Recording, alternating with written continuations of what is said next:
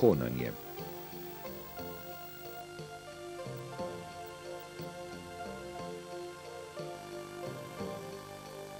Ločimo notranje in zunanje honanje. S honanjem zmanjšamo hrapavost, izboljšamo okroglost in mersko natančnost obdelovanca. Za notranje honanje uporabljamo držalo, na katerem je posebna rezilna letev, ki jo lahko nastavljamo. Letev ima enako sestavo kot brus, le da je velikost rezilnih zrn manjša.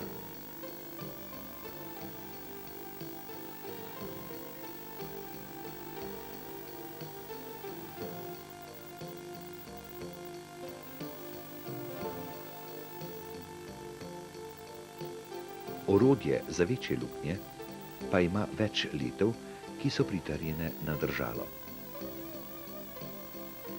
Več letev pa ima tudi orodje za zunanje honanje.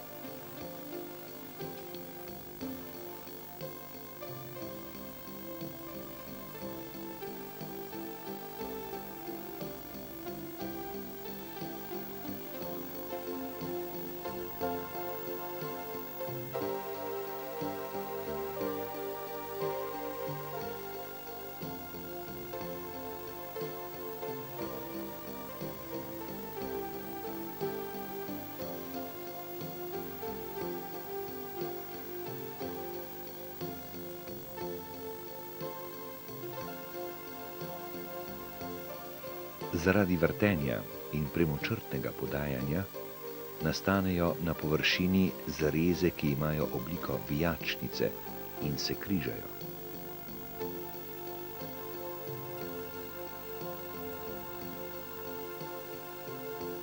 Z zmanjševanjem zrnatosti zrn pa dosežemo zelo gladko površino.